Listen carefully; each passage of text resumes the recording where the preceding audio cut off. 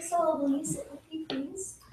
Hi, and we're coming to you from San Francisco. Happy Thanksgiving, happy belated Thanksgiving to you all. Is Dazza Greenwood, your regular host from the MIT Legal Forum, but we're coming to you today from the Embassy Network out on the West Coast.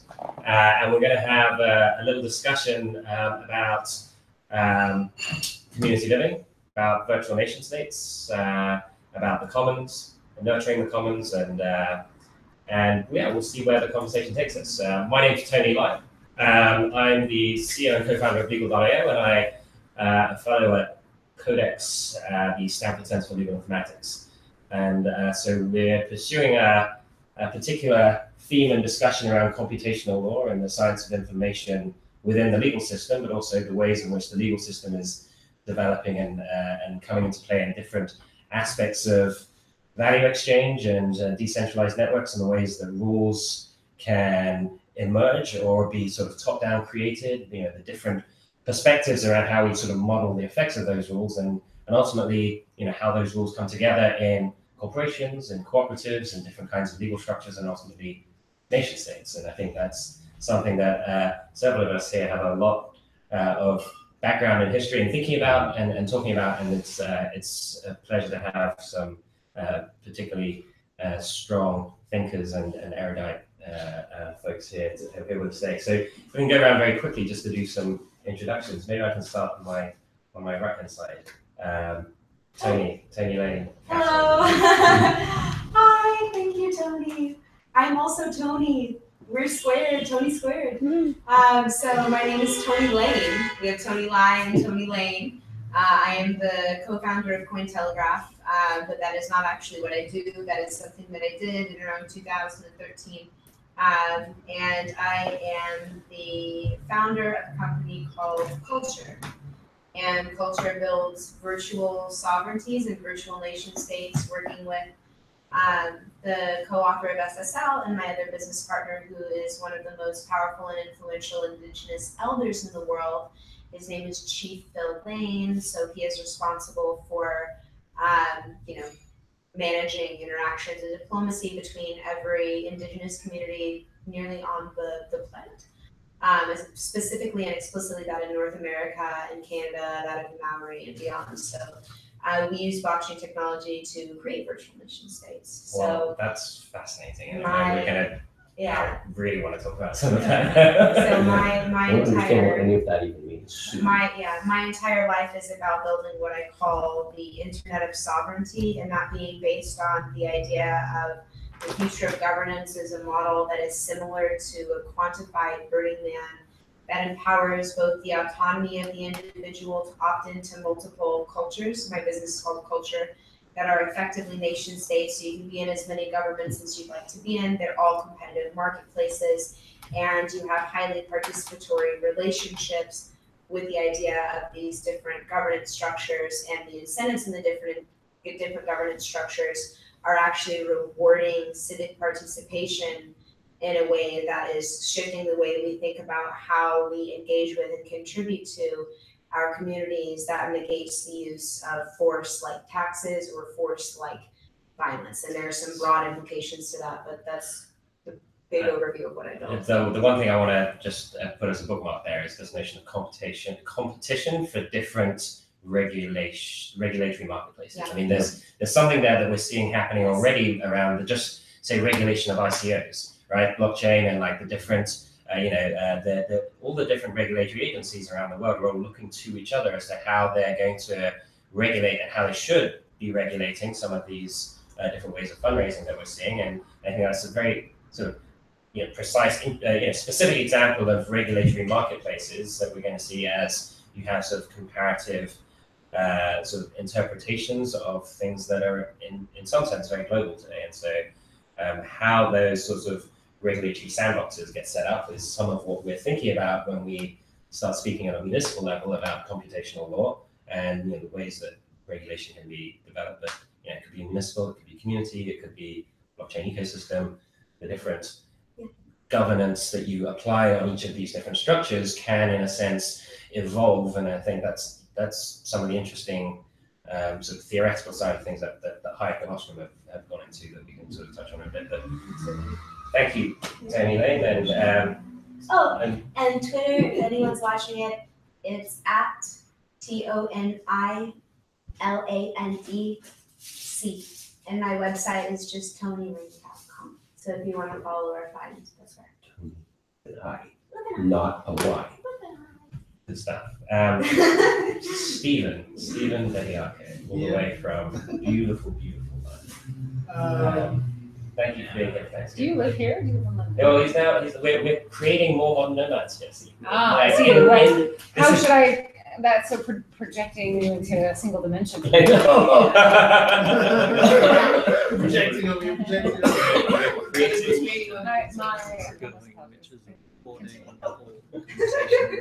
So Stephen, I've had the pleasure of spending beautiful hours with you over the last few months, working on some incredible stuff. But can you give us a bit of background about some of the awesome things you've been working on? Yeah, so my name is Stephen Bediako from London. I'm a social entrepreneur from the UK. Founded an organisation a few years back called the Social Innovation Partnership. Social what? The Social Innovation Partnership. And what we've done over the last 6-7 years is work with governments and foundations and corporates, helping them to design social programs, maybe trying to improve education, justice, entrepreneurism, but also to think about how they measure the impact of those programs and to think about how they engage citizens in them and develop things that are going to deliver kind of true social impact. So over that time, developed initiatives that turned into organizations. On behalf of the Mayor of London, developed something called Project Oracle, which is about helping children and youth systems to measure the impact of its work and to think about how it's up to its game on that front. I've also done work. And just to dig in on that very briefly, so the special thing about Project Oracle was not only that it was backed by the Mayor of London on board and sort of helped you create this broad partnership, it was a truly cross-sector sort of framework that you sort of created to align some pretty disparate kinds of organizations. Just dig in. Yeah, so basically, very good. So basically, it was a systems approach to encouraging impact measurement in a place. So we basically identified the different actors who made up that system, those who are funding services, those who are providing services, those who are measuring them, and we basically found ways to incentivize them to work together and to kind of come around a particular system of metric, because a lot of the time, social good or public good work is disparate. It's a race to the bottom. People are just using different approaches to secure funding. So we basically built an ecosystem and built a marketplace that meant funders, providers, and academics were using the same language, validating themselves against a set of standards, and basically that leads to an improvement in the system and in the provision of public good, and then obviously improving outcomes for children and young people. So took that model. I'm against it. And took that model and replicated it in Canada with the Canadian government, and it's also been replicated in other contexts, and obviously it's been great working with Tony over the last few months, looking at how we bring that approach to some of the kind of legal incubator work that you've been doing with Kaufman. And so that's been a really good journey, and that now is spun out as an independent organization, and I sit on the board of it, and it's still going. Getting involved in other things now, and two things really that's exciting. One is in London, again, working with the mayor and in Hackney and citizens there to build something called Civic Hall, which is about bringing different actors in the system together to design new products and tackle new challenges. And then also working in the UK on a leadership program to discover people who are from underserved, underprivileged backgrounds. In the UK and the US as well. In the UK and in the US, So doing that here in the Bay Area. But that's probably a main.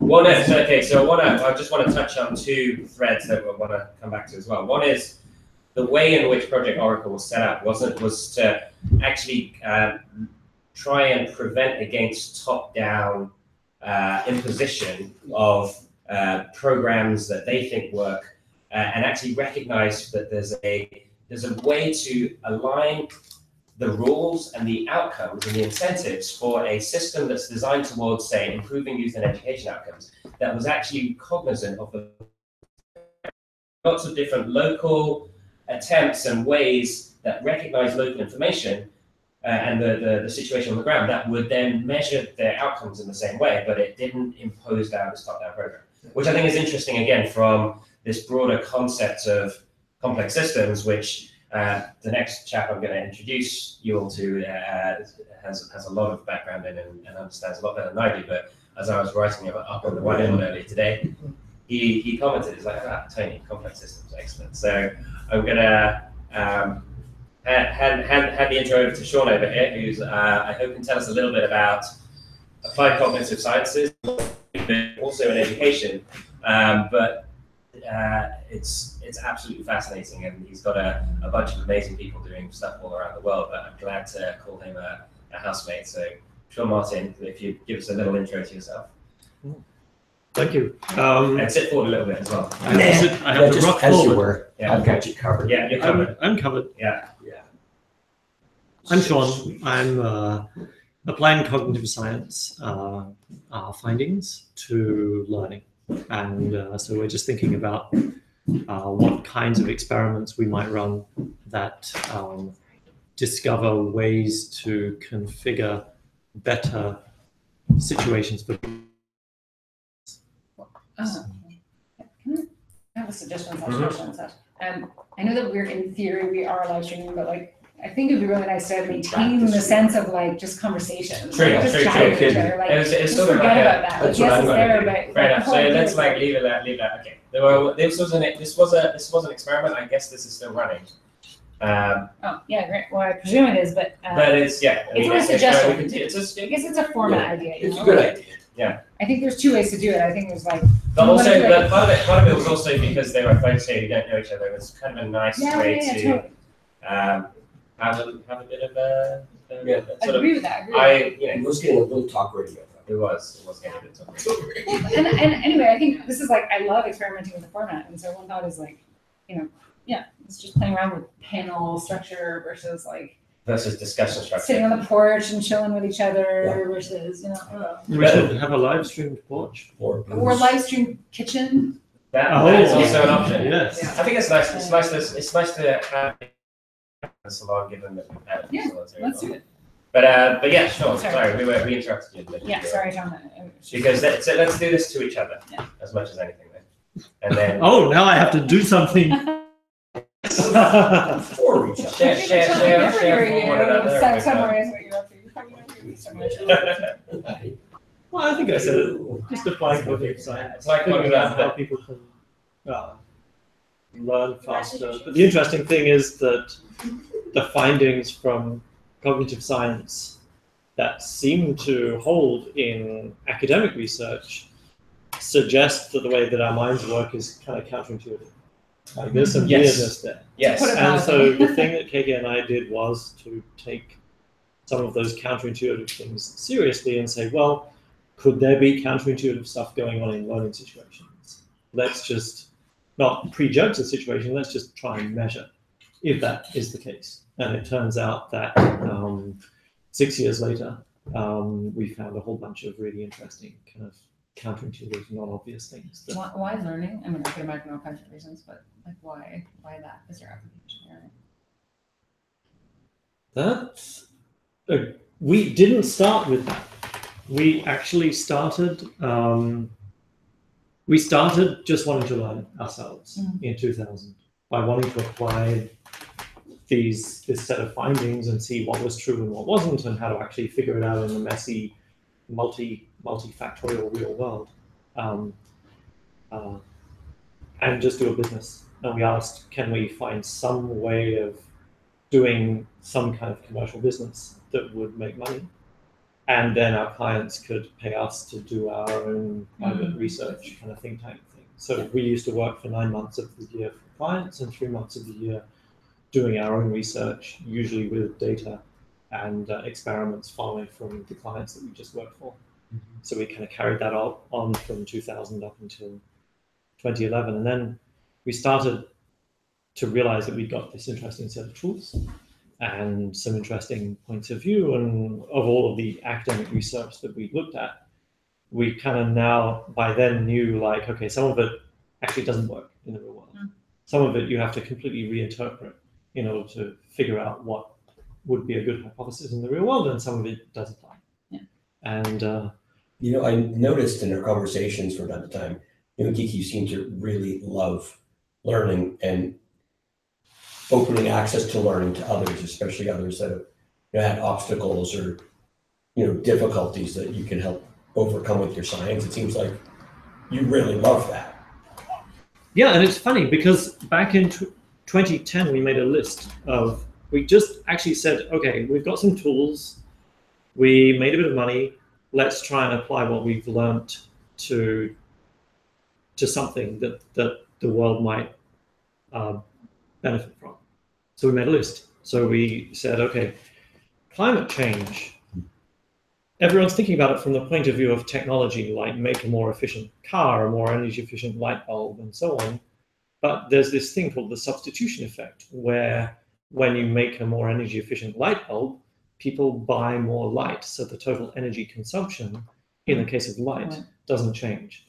So now that's very carefully measured and documented in the case of light. There are all sorts of speculations about, does the substitution effect apply in other realms? And it's much harder to measure because there's kind of a lot of ambiguity about what you define as transport. So do I learn more efficiently? Do I just learn more things? I'll still have the same total like surface area of learning. Or will I spend this time? You Sorry, philosophy. So one of the things that if I just like interrupt something I find particularly interesting from some of your findings, is one of the broader points around the nature of context and how important that context is, as you were saying, rather than any individual willpower or ability, even like the context and setting the right context is so fundamentally important to the positive outcomes that you're measuring. And there are ways in or that context or that contextual knowledge, or sort of specifically tailoring the sequence potentially of contextual arrangements so that learning is accelerated to its full potential. And I think that actual evidence-backed findings are sort of play into this again, this notion of how important the complex systems piece is. Thinking about the interrelation of all of these different individual parts is actually of the answer, rather than just focusing on that individual atomized individual and saying you alone are responsible for your success or failure. And I think some of that science coming out is some of the most interesting from my perspective, especially in the way it ties into some of these broader notions of how we create these complex systems or complex adaptive systems that create the right rules for this emergent individual behavior that we want. Yes. So I don't know how you want to talk about some of this stuff as well. But, well, I could riff off actually like the individual contextual perspective that you bring to the table, or that's always what was coming to mind in this moment, which is thinking about if it is as much a context that we live in as it is an individual's responsibility for how they learn things and what opportunities they have in life and all these other things, and the environment in which we live, whether it's socially, whether it is residentially, whether it's professionally, becomes very important. And I think that's part of why we were excited for you all to live with us, and why we all want to live together in the environment that we choose to live in here at the embassy. And so to then zoom out from there a little bit, Ravi and myself and several other people, Tony lives here, Sean lives here, and we've been living in communities like this for a long time, and I think didn't start these communities with the intention of being experimental. We started them just sort of pursuing our own sense of like, I don't know, fulfillment, completion, like, what does it mean to live a whole, meaningful life, and what do we want out of that life, and what does it mean to actively create that experience? And we're very lucky to find other people who wanted to kind of try that along with us and learn how to do it, and stumble a little bit and do it again. But so I have been living in communal living environments, intentional experimental living environments for 15 years. And let's see, we are, I think at this point, really come at it with a perspective of experimentation and like, what does it mean to, like, how do we intentionally create pockets of prefigurative reality that, where we can kind of lead the witness, of society in terms of where we want to go and where we want to be going. And for me, the like longer arc of that is really thinking about the future of humanity. For me, it's always been humanity in space. And so when did you first start thinking about? I guess it was from a humanity and space perspective that you were thinking about how people live together from the humanity and space perspective. I would sort of actually say that they came together like they were separate things that were independently motivated. But I think that humanity in space has I have a background in space and space exploration and space community, and so I've worked on space policy and I've worked on software in the space environment, and this question of like space is, there's lots of inspiring potential things that inspire potential futures, and many people have their own thing. And for me, it's always been space, and space represents this sort of possibility, like this abstract future, this sort of utopian, like just over the horizon, possibility space. And yet, we talk about space as like where things can be different, where like we don't have to take the sort of mistakes of what we did on Earth, and we can start a fresh slate and a clean slate. And actually, if you stop and you think about it, that's not the case. Like we're most likely, if you imagine going to like the most like oppressive, like dangerous physical environment you can, you're not going to get there and say, why don't we throw everything we've learned, as society out the window and start with something totally experimental. You're going to say, like, let's do something tried, tested, and true until we're like not dying, and then let's iterate a little bit. Right. And so it's really important for us to be experimental now, so that when we get to, say, living on the moon, that we will have some tried, tested, and true ways of making decisions together, governance systems, resource sharing systems that represent the values that at least I would like to contribute to that. That are not sort of out there and experimental, but that have been, like iterated upon and tried for some amount of time. So those are these two like axes that I have these thoughts with, and that has led, through many conversations with Tony and others, to reflections on what it means to, for example, be like a sovereign entity, sovereign organization, sovereign state. Like, what does statehood and nationality mean?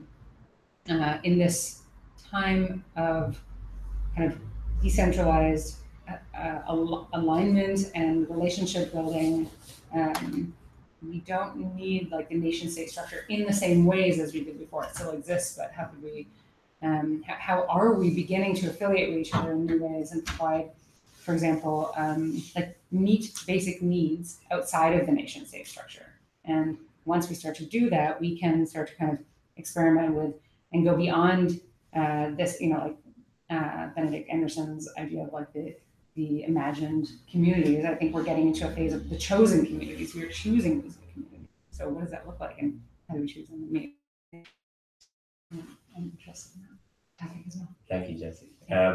The piece about space that you didn't mention, which we spoke about with Robbie earlier, but more generally around how space inspires, and maybe this kind of speaks to how space inspires. But one of the things about designing things in space, where they're sort of governance structures or their spacecraft or sort of living modules, is you're designing for a certain kind of resilience, or you're designing for it to take into account the externalities. That was the point we were talking about, right? So here on Earth, in a sense, we get to design without necessarily fully taking into account the externalities. They kind of just go out, and the more you can discount your externalities, in a sense, the more profit you're able to make, one might argue. Whereas when you're designing in space, in a sense, you kind of have to take account of the full life system, or at least that's sort of common best practice. And well, I guess I don't understand that fully. I haven't fully thought that through, but that's something you would. Well, I mean, have you guys read the book The Martian? No, I've only seen the movie. Oh yeah, Yeah. That was a great movie. yeah, it was a great movie. But it really kind of showed the idea of what a closed loop life support system is like, where every amount of wattage you use and every amount of oxygen you breathe and CO2 you exhale is all part of this self-contained system, right? And the concept that we were talking about yesterday is, when you're in a spacecraft, it's space outside, like if this is a spacecraft, everything in here has to actually work, from our food to the power to water and oxygen, etc. And so then if you fuck up and do something, For example, not to pick on you, Not that it would be you. the fusion generator has not been cleaned today. If we were to make a movie about a space odyssey in Gaza, or somebody had to be a cool guy in the movie, I would nominate that. Well, because of the hilarious madcap misadventures that ultimately work themselves out by the end of the episode. Yeah, and you'll be the They lovable always rogue. work themselves out. Dawes is always the hero. And then we can propagate on Mars later. Anyway, back to And you. no one remembers that Dawes is the one who forgot to clean the reactor in the first Right. place because he saves the day. Yeah. Forgot to clean or created that important smudge that we lived off wanted of some later. drama Exactly, to we're live creating by. this much. It was a created very all boring Pontius journey life. to Mars. We needed to do something to entertain ourselves. So thanks for almost killing ourselves so that we can. But also for the laughs and jokes along the way. Amen. So laugh a minute Yeah. in space. Oh, yeah. Meanwhile, in San Francisco, the remainder of your points. Well, we would recognize the fact that you fucked up very quickly, Doubtless. right? Well, not years. So because we have because of the closed loop, the Earth as a system is extremely complex, extremely interconnected, and really hard to actually see the effect of one's behavior or action. And sometimes we don't see that effect until years and years into the future, and sometimes we actually are stuck in a situation where we were making all this negative externalities that we didn't know, and we have massive tragedy commons, and we have this societal place, not just engineeringly, but just the entire global economic system, or how we actually govern all human invented systems, in a time when we didn't actually know of these negative externalities that we were actually doing. Right? So the concept of thinking about space as a microcosm for future of society, one thing that is interesting is what are those governance systems that you can do when all of a sudden you have a truer cost economic system. If you want to think about it, it's not that everything is economics, it's just a filter to take a look at it, where one's behavior, you could actually attribute it, the effect of their behavior, back to the action that was actually made. I think That was last night. Yes, that was last night. But I think there's also a nice reflection on one of the pieces that I think you've been working on, your North Star, which is this notion of the queryable Earth, and the notion that you can actually reduce that lag that we have had for so long around these externalities, because you're taking daily images of the Earth and you're able to see, some of these, previously hidden externalities of certain actions, on a much more live basis, and that can feed much more directly into policy. And to the extent that policy or maybe insurance policies or government policies or any kinds of policies that are looking for some kind of input that triggers an action that is going to counteract that externality or the effects of that externality, that's where we might start thinking about computational regulation and computational law, to the extent that we have sovereign entities that are interested in actually creating better feedback loops and better systems that make the commons work, right, the way that it's supposed to do. And I think this is then, again, thinking about that notion of both markets and commons. And we've got markets for getting pricing data and the ways that people want to allocate their resources on more accurate knowledge. But you've also got this notion of how we more sensitively and appropriately govern the commons, or create the frameworks for which rules get set, not in a top-down way, but that are actually being informed and adapted by local information or globally collected information. So you've got data streams from imaging. We've also got data streams from IoT network devices, data streams from people interacting in various ways that can potentially go towards, and then again, we're talking very abstractly here about maybe climate change regulation or specific sanctions against certain corporate actors for chopping down more trees than they're supposed to be, or just completely flouting certain laws that might be in place. And again, at the city level, or at the financial regulation level, or any number of things. I mean, I'm sort of riffing a little bit, but I mean that I think is the power of data. It's the power of having that feeding into policy decisions in more rapid loops. Well, what was that you referred to there? Variable Earth. What is that? I haven't heard of that. We want to go down that round. Oh, we can skip it. Yeah, I think we probably want to skip it. Okay. But the broader point is that we, in the early 21st century, we're collecting a fuck ton of data everywhere. How many units is a fuck ton? Lots, metric. A metric fuck ton. Okay, I'm good. And then associated with that, we also have massive amounts of understanding from vast amounts of data, coming up with interesting insights of things. But then if we can coalesce around indicators found in all of that data, then we could actually measure some things that were unmeasurable before. Like what? Like carbon, like methane, like emissions. And right now, that's not valued in a stock price. Right? That does not come into the global economic system. But this is exactly where law comes in. This is where public policy comes in, as well as public sentiment. Well, I think my perspective on this is more like the idea of where does law come in and where does public policy come in, is the idea of, are we creating a system where law and public policy are negating the agency of the individual? And if so, then are those systems really effective based on the tools that we have to actively govern society and self-governance? Because this world should be a self-healing world. And we should have a self-governing, self-healing world where citizens are self-sovereign. And so if you have an idea of where the rule of law, or the way in which you're actually thinking about implementing policy, is saying that someone should negate their agency to give their authority to an individual decision for them, because they don't have the ability to freely think for themselves. It's like the same reason as saying I'm going to listen to a person who tells me what information is true because they're on the news, instead of actually doing the research and due diligence to make an objective opinion for myself. Are you saying, sorry if that was a lot of content, or are you saying that like your ideal would be a world in which we don't need to have sort of like policy that is alienated from individuals, like where people can participate in policies? Well, the simple way to put this is like, what if we let people who knew about things invest in those things? Like, I think that's maybe the simplest way to explain it. Like, what if we let people who knew about climate change invest their intellectual energy, or invest their money, or invest their time to receive money in these issues? It's like, it's the simplest way to put it is like, and so it seems so obvious. Mm-hmm. Like, what if accredited investing, to look at it from another angle, it's like, what if being an accredited investor meant that you were just like a smart person?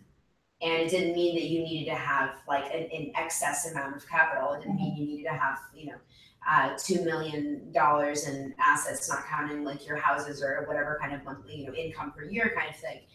What if it just meant that like you were a smart enough person to understand how to make an educated decision about where you spend? I think we should look at this the same way, or decisions that are happening on areas where other people obtain knowledge in ways that not only like it's not just the idea of like this globalism, like the earth is a closed loop system, but more the idea that all of these super small, it's the idea of, if we're living in a closed loop system, that all of these closed loops are hyper interdependent. And we have a level of hyper locality that uses one core infrastructure to govern the idea of our relationship to our individual sovereignty as an internet. And then from within that internet of sovereignty, allowing for hyper locality, like hyper local structures of governance to shape themselves and to be interdependent on each other in a way that aligns human principle, human action, and human participation, like civic engagement, based on not only the idea of our shared values, but on actual economic incentives. So I get paid for picking up in one culture or one city or whatever you want to call it. I get paid for picking up trash on the side of the street because this is how we've designed the incentives in the system. And I can upload that to a massive database where someone can expose my character and my reputation in terms of the way that my social identity is processed in a world where we may no longer have nation states because climate change could put several nations underwater. Climate change is not going to care if you're rich or poor, right? And so coastlines are going to change. Arctic caps are melting. So it's more the idea that not only the way we think about the idea of our governance as a collective responsibility that's incentivizing civic engagement, but that the idea of our individual sovereignty is something that's based on what already exists, which is networks of verified social trust and reputation based on our action and participation in different groups. If that makes sense, kind of thing. I think there's I think so. Yeah. So what I want to try and pick out as part of I think the potential of some of the things that you touch on, and I think you touched on a number of things there, which I'd like to sort of like talk through in succession and with input from others. There's a set of opportunities that you're sort of laying out that speak to you mentioned agency. The agency of an individual to operate within the context of a set of rules that they can freely understand and are freely, transparently visible, and the ways in which they can contextualize that set of rules. Let's say within a community like this, we live together. There are a set of understood rules that you can operate within that enable you to trust the people within the house, that you don't need to worry about certain kinds of interactions that you might not be so open to, say, just regularly on the street or in a mall or something. There's like a set of, and these aren't necessarily articulated, formalistic rules that are written down that you check a box in terms of service when you walk through the door, but they're an informal set of agreed and understood rules that collectively we've built a community over time. They apply to the notion of the transit of trust when a friend invites a friend, and it can work a certain number of times. Invited him. Yeah, absolutely, and I think how that then plays into the agency of that individual within that context, if they understand the rules versus if they don't understand the rules, is one piece I want to pick out, because I think lack of knowledge of the rules or lack of distribution of knowledge of those rules can be a hindrance to that notion of self-organization that I think we want to look towards as a potential opportunity within some of these decentralized systems we might be talking about, as opposed to the top-down imposition and enforcement of rules, which is what we're seeing as like the status quo, right? So that's one. Okay, can I come in, please? Sorry. Sure. I'm gonna challenge a little bit and just be a little bit kind of.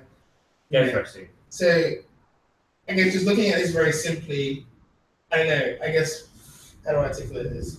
I mean, so I think what I'm hearing is that there's something beyond the nation state, right? There's some like sovereignty that plays out there. And again, I didn't want to.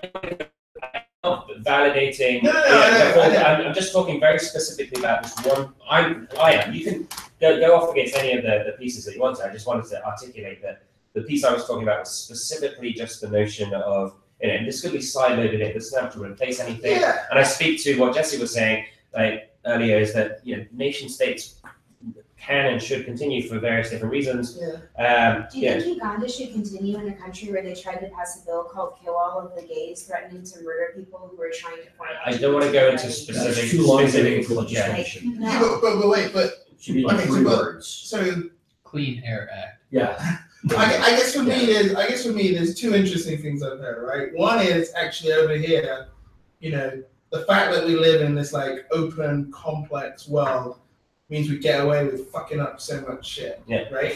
And that's like really interesting. And so what you're saying is that once you start going out into space, because you've got a control for everything, you actually have the opportunity to do things properly. It's a bit like you're a captive audience. It's like when they talk about trying to rehabilitate prisoners, it's really, you've got a captive audience because they're locked up for 24 hours a day and they're not going anywhere.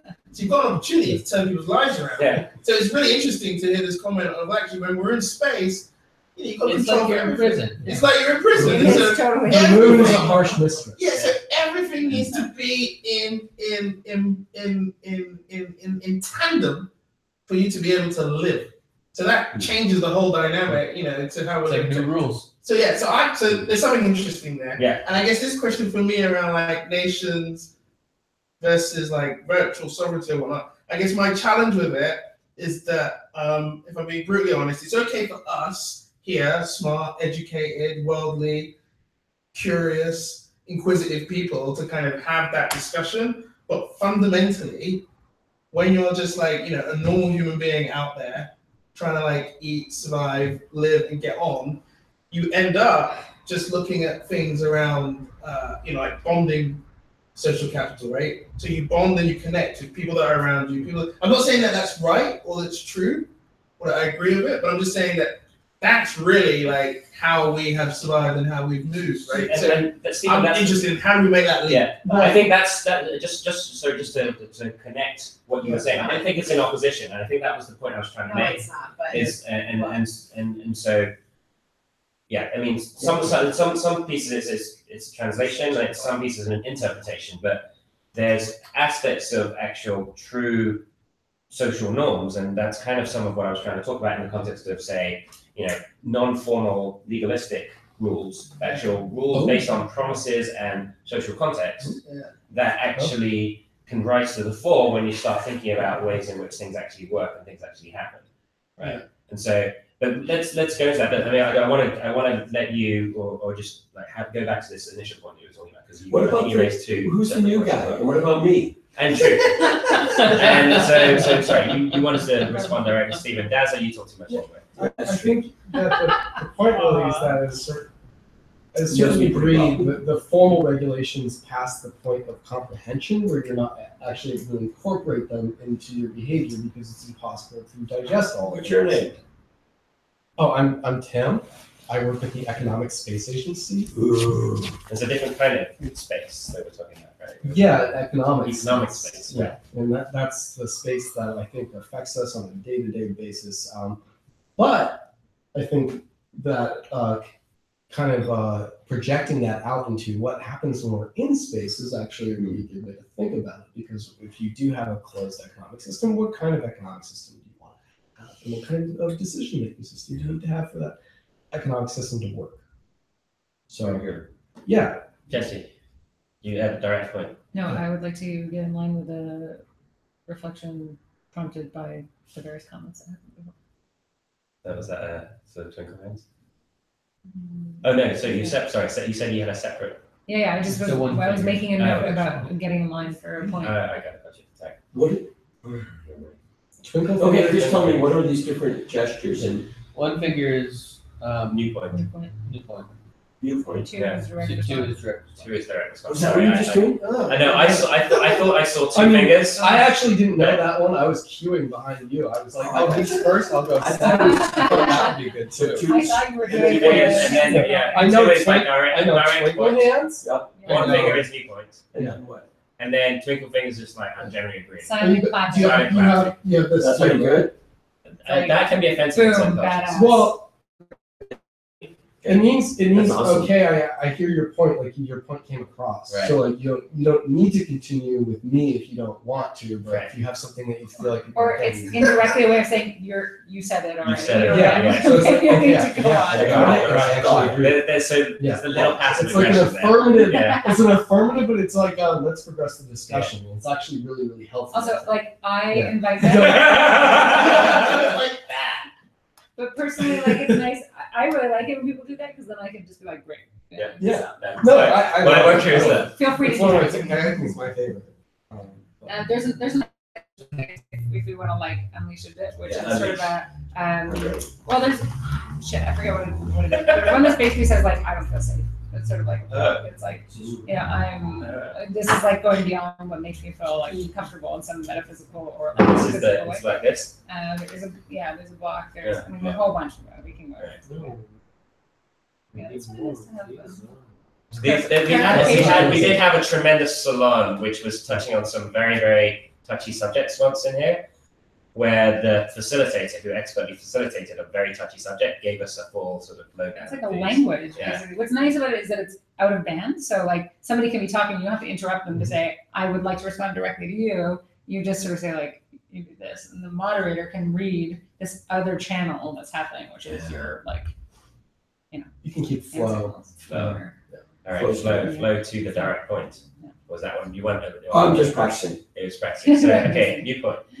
Okay, so I don't know, a thing that this discussion triggered for me was reflecting back yesterday as well on the discussions about common law.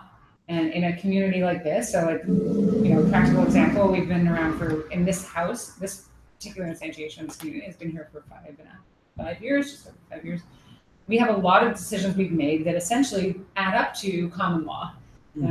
They are the things that people who have lived here for a long time know are true, or know were true, or were decisions that were. They were decisions we made after specific instances.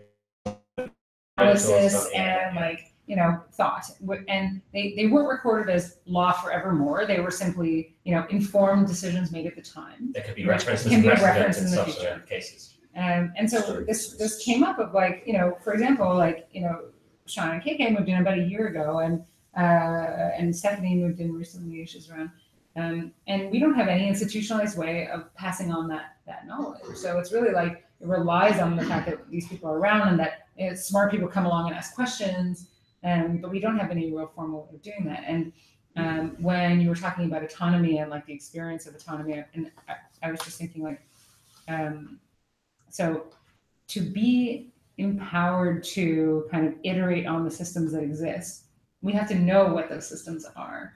And when we don't have good ways of passing along even knowledge about common law, never mind documented, rules and rulings that were made, it keeps the level of autonomy basic, actually. And often it comes up in a lot of groups that I'm part of, partially because I'm really interested in these groups. I seek them out and I try to spend time in groups like ours. And can you tell us about a few other groups that you've found that sort of have been able to dig into this? Yeah, I'll say, I just want to finish this one point, which is that I think there is this association that is perhaps largely correct, which is that groups interested in autonomy and self-governance are kind of going back to basics a lot of the time. We are reinventing the wheel constantly, for better or worse. We're asking ourselves really basic questions like, how do we want to spend money? How do we want to make decisions together? How do we want to in being around for 5 years, we've asked ourselves many times, how do we want to, buy food? What's our philosophy on that? Right? And how do we want to pick new community members? And totally. And, part of that is a commitment to learning. We don't want to assume that just because we've made the decision before, we've learned the right way. That is a bias in this type of governance system versus other types of governance systems. But if we had better ways of passing on institutional knowledge, autonomy, with sort of building on the history of knowledge and decisions that have been made in the past. Right.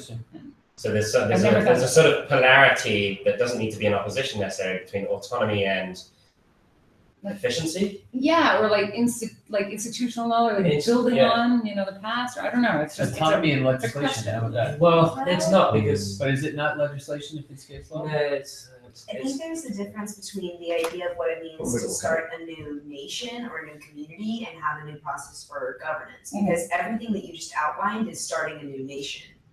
You're saying who do you want to have, or a new community, who do we want to have as citizens, what do we want the rules of our community to be? Right. And I think the idea of starting a new nation and creating a new governance process are totally different. Governance, and I think in some ways the governance process is an emergent property of the values that people share.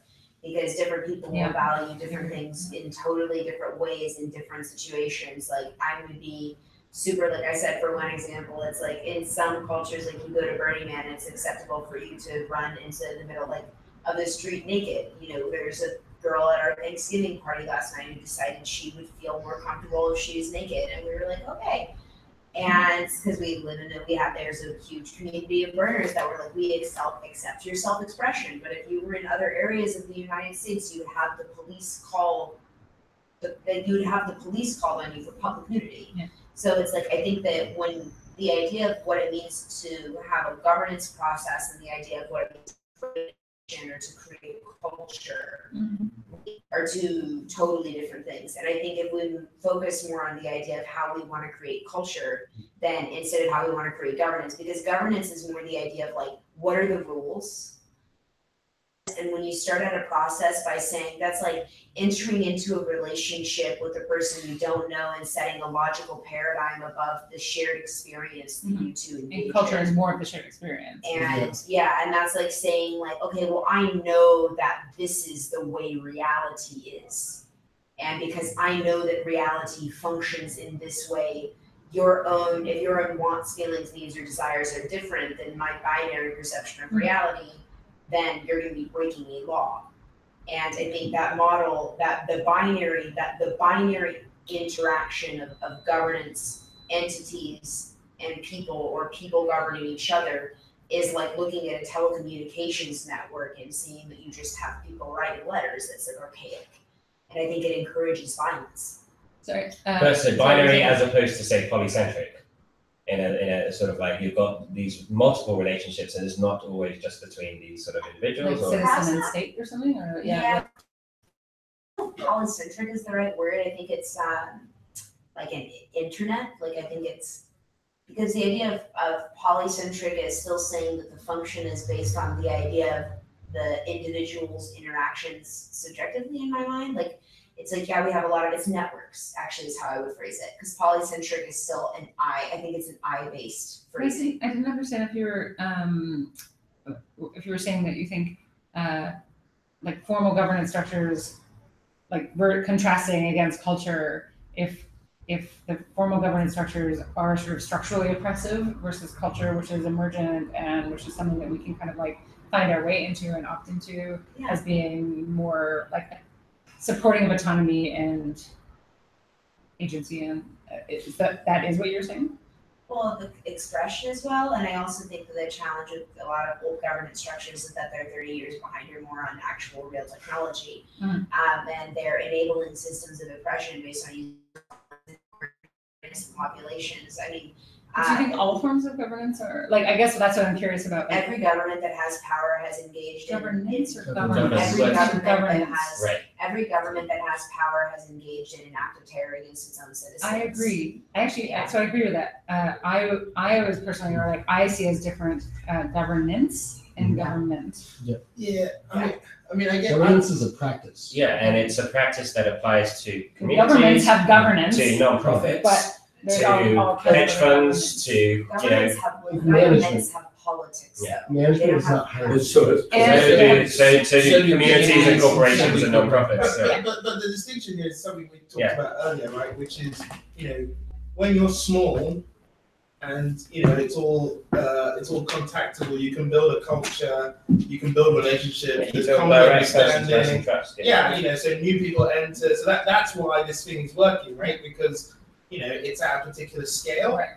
I think it's only once you get to a bigger size, or you want to get to a bigger size, where you need to introduce, and then governance, maybe at a bigger size, start to commoditize it, right? Depersonalize it, maybe at a bigger and size, make it a always functional oppressive. existence rather than Universal suggestion. No, I think we're getting to the nub of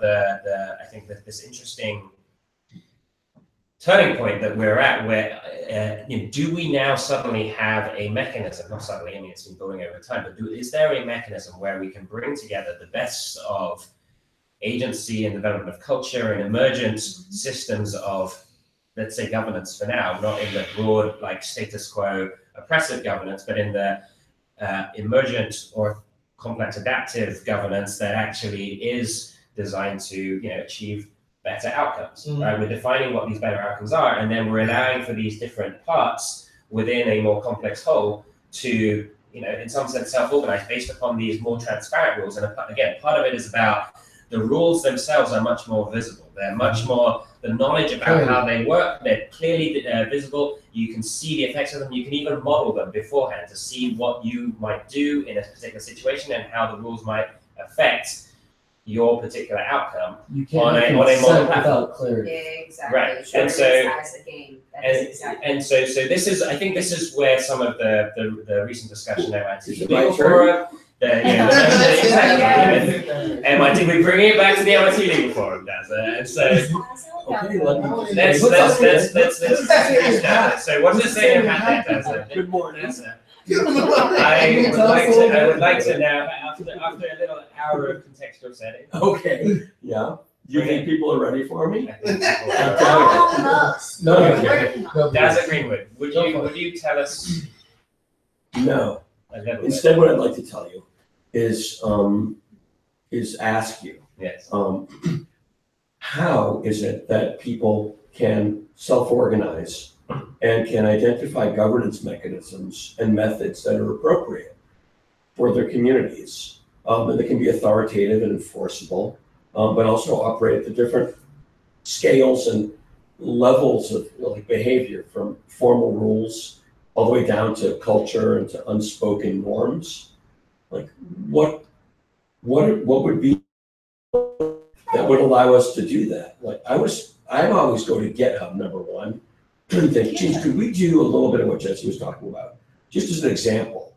And GitHub, like if you had all of these controversies and resolutions documented in issues and wiki pages and markdown documents, repo after repo, could people have a chance of finding it again in the future? Could you cross-reference it in an issue? Could you build a body that was not only findable but also computable? There are groups, I imagine that both of us are part of communities that have used those tools for exactly that in experimental ways. So I'm just wondering, the major question I think is what and why, which is what you were trying to push me toward. I'm not biting because I haven't the faintest idea. But I can deal with how a little bit at this moment. And I'm wondering, how do we express these things in a way that's workable and usable and then reusable? I'm not too sure, but I would like to explore GitHub. I think GitHub is cute, but I don't think it exactly meets the interface needs. But again, nothing Did you does. say key or cute? Cute. I'm going to also you said key. Key and cute. All right, that's fine. It is cute. I have to It's look at adorable. GitHub is cute is the weirdest way I've ever heard GitHub described. It's super cute. It's a beacon of creative innovation. She knows. Yeah, but it's like the first step, and it's so cute. It's like, yeah. Can you flesh out when you say cute what that means for you? I mean, it's not really there. I mean, it's not like object. I like to think in terms of object-oriented organizations. Like, what if you really had an object-oriented paradigm and you actually applied that to organizations? That's why everybody's working at the holy grail of OCAP. Okay. Object capabilities for, like in an object-oriented programming language. And there's this second coming of the object people, apparently, I'm learning about from Economic Space Agency. And they're looking at object capabilities. wrapping lots of different entities and capabilities, or lots of different types of things and treating them as objects. Okay. And it's trying to get pretty good mileage out of it, but it's yet another fresh look of wrapping things as objects. Just context. At least in the tech space, if you can see, once you kind of get OCAP, you're like, oh, like it's like kind of the holy shit moment where you're like, It's good. oh, May I ask though, we got is it it's like necessary whatever. to have object capabilities of like processes that are applied in order to document and use common law of governance and to document and use like documentation of projects? Yes. It strikes me that it's not necessary, but I'd like to understand why it would be useful or even necessary. Like, what are you thinking? It would be super fucking useful. I mean, essentially, if you can treat everything as a node that its own, like if every node is its own database, that it has its own metadata, its own properties, then you can basically determine its relationship with all the other nodes, which essentially allows you to build any type of organizational configuration or decision-making configuration or preference model, and then have it be functional and interoperable with everything else. Okay, so I want to apply that now, because there's two people sitting within like 2.5 feet of each other that live in and are good constructive players within collective community situations, like you in a hacker collective in Oakland, and you right here in the embassy network. So if we just take one typical thing and play it through for a moment, let's see, is it how much mileage you get out of object capabilities, or would we be way better off, and would it be sufficient to do it on GitHub? So what is I'm thinking, like, how do we buy food? How do you onboard a new person? Like, who could be in and who's out? Those would be typical ones, but can you select one? Because I don't know, you both are living it and I'm not. Yeah, I don't think I understand how what you're saying maps into your operational processes well enough to go first. So if you want to do that, I could follow suit. Okay, great. Yeah, that'd be better. Pick the best one for object capabilities. Use case. Well, that's tough because it gets complicated quickly. But what I've been working on lately is so we just remapped our organization into a 9-node structure. We've got 9 nodes. Do you got the nodes? I do, yeah. Yes. Okay, go. Okay, thank you. And thank you for teaching me. Number one, you have the space node. Yes. You have the gravity node, Yes. which are platforms these folks are putting out. You have the accelerator node. You have the exec node, executive committee, like the Politburo. You've got the admin node. You have the operations node. You have the communications node. You have the futures node. Was that 9 yet? And since I mentioned comms, I want to just put a shout out to Dr. Poppers, David, who runs the comms and who gave us this awesome microphone. I think he's watching this right now. We love you, man. He's probably the only one watching. But anyway, go on. So remap into nodes, and then, like, what about a common community thing that if it were on GitHub, people would know what the decisions were. You could find it. You could have knowledge transfer to new people. You could add up issues and comments over time. Like, I mean, is this not a good tool for that? I think for like a deliverable, it's a really good tool because you can kind of just, even if you are using a different tool to actually craft the deliverable, you can continue to export as an issue update to the deliverable, and then people can basically post issues, which would be proposed modifications. So it's essentially a proposal or really a request. I like to formulate certain types of offers as requests because then that implies a consent relationship where people can acknowledge and accept the request, or they can provide a counter proposal to that request. Request is great for semantics. Request for proposal, So, request for bid. But go back to the notes, because you were describing a specific use case that we all could like pass through to distinguish the advantages of object-based capabilities. Okay. In contrast to a more Flat. GitHub-like flat files and version control system. distributed Distributed. access list. But repo based, based. Yeah, I mean, so GitHub isn't going to inherently include decision flows in the side, which I think the I issue. think could. we weren't actually asking, or the idea wasn't about GitHub, it was more like, how does this idea of OCAP apply in your community? Yeah, it was actually, and now, I just so you know where I'm headed, I'm totally going to compare and contrast with GitHub. And if it turns out that it's so much better than GitHub, or I've missed something that's really essential even, then I would drop my penchant for GitHub for this and start having to figure out how we'd want to apply in a common, simple way, like in JavaScript or something, object capabilities for stuff like collective living, and then ultimately maybe a legal framework for X. You've got a hefty GitHub habit, which I do actually approve of. I think it's a good thing, and I think it's a good place for outputs. Outputs should go in GitHub because they should be public and they should be accessible in like a wiki format. However, where the actual stuff is crafted to some degree is actually the thing I would like to do. Yeah. But I don't want to get into that. That's Let's what's focus on the really object itself. Let's so I'm Googling object capability.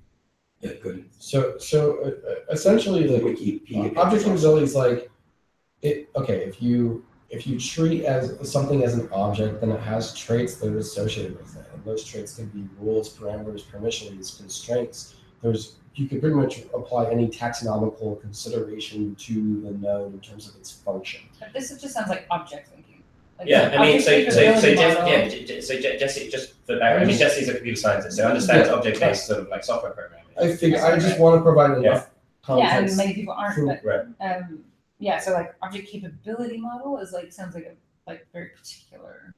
I mean, the internet is telling me it is a computer security specific model. So, like, do we need to use that term? Can we just say object-oriented thinking? Is that like a object-oriented thinking? I think is actually fine, but I think for it to actually work, then you need object capabilities, which is essentially what just for permissions, and then inherently, if the object is its own virtualized machine, you get a lot of advantages. Isn't this merely holacracy defined in computer science terms? Like the idea of the different nodes you're describing is like the first business I built, which was a media business. Like we had a management node and we had an art node and we had nodes for our editorial staff and our different editorial offices. So it sounds that you're merely relating the idea of organization. So I think about, I'm not a computer scientist at all, not technical at all. I'm like an anthropologist. I am a performance artist. I study human beings and human life, and the only thing I care about at the end of the day is human happiness. I'm a fund manager. Yeah, I'm a fund manager. So the only thing I care about at the end of the day is human happiness, because if we don't have that, we have absolutely nothing. Nothing else matters. And so, but it sounds like you just described to me is essentially the idea of it's a human organization paradigm of holacracy, outlined in terms of the way you're thinking about computer, like orienting the way computer science interacts with team management in a way that's redefining interaction and human organization.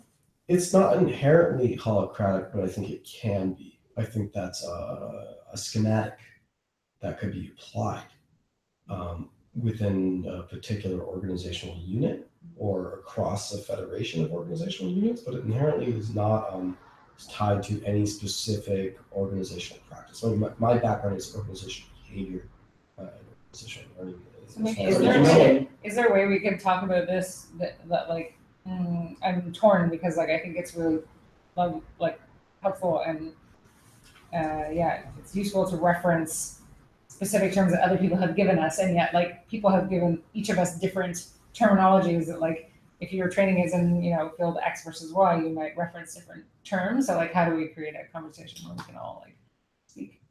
So one of the things I like about just the way you responded just there to the I think very welcome raising of the notion of holacracy is holacracy is an interesting example of a roles-based framework where the very nature of the organization is designed to be decentralized in local context in a way that is explicitly non-top down, which, as you say, is one of the ways in which you could use an object capability supporting framework to allow for specific kinds of permissions and authority and data storage and other frameworks from a computational science perspective within some of this modeling that can be particularly effective and might enable scaling of human supporting systems in a way that hasn't yet been possible, based upon some of these emergent properties, if we can define the rule sets appropriately and if we can define the knowledge distribution for those rule sets appropriately. I think one of the interesting things to still dig into, though, and I think what Jesse's interested in is, whatever language you use, what specifically is it about the security context or that piece that is radically different in some of these use cases that would enable things that would otherwise fail, in your mind? Is that a fair question? I'm not sure. Well, Jesse can speak for some. Yeah. But maybe tell me if this is closer. What I thought I heard you saying, Jesse, was first of all, let's talk to one another and de-lingoize as much as we can. Yeah. But in terms of the underlying point, it was sort of the spirit I felt was, what is the best method to self-organize for communities to cohere and to organize, and to the extent that you're writing code and using systems to collect and, like, for example, collect and transmit the body of knowledge of the past, like what's the methods and mechanisms that would be best suited. And I checked out GitHub, and you checked out object capabilities, and I think it was more an inquiry about what shall we do, and how shall we? Right. Yeah. Actually, my inquiry was genuinely being torn because I think these are basically all tools, and I think the domain-specific references that we bring to the conversation are like, they are these like sparks of inspiration that we bring to thinking about things in a new way. So I don't want to. I think on the one hand, it's not useful to dismiss kind of esoteric references like talking about Hayek or Eleanor Ostrom, or object capability models or whatever that like. And these are all references, but we have to learn how to like share that content and that context. And I had.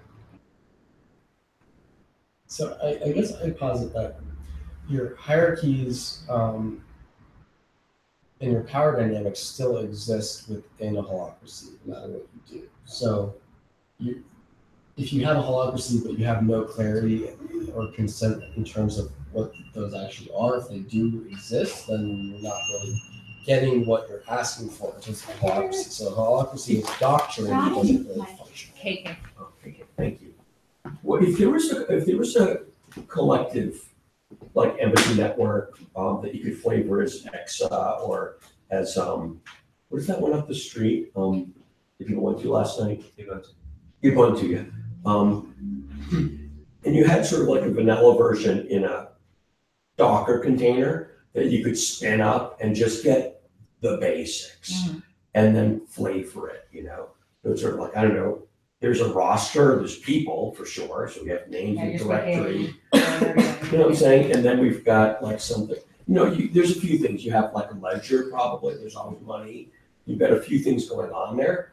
You have some decision making and some, and maybe, and most of the stuff would maybe be out of the band of like the base case. But like, what would be the fundamental components?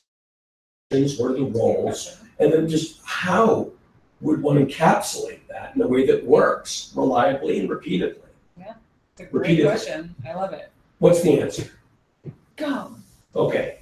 So we hack it? Like some weekend? No, like I'm thinking about it. Oh, you mean I love the that game question. go? Pardon? That's actually, I Like think the you answered game it. go? Yes, it's a game. It's all a game. And I would actually debate your point on holacracy, but my holacracy was me coming into a situation where I was managing a team of 40 anarchists. So I think that's why it worked. Poor thing. Is because that's the only system. It's like, how do you manage 40 anarchists? You don't!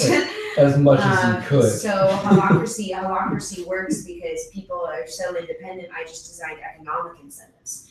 And so that's the answer to your question. Is I think you answered it in your own response, which is it's a game.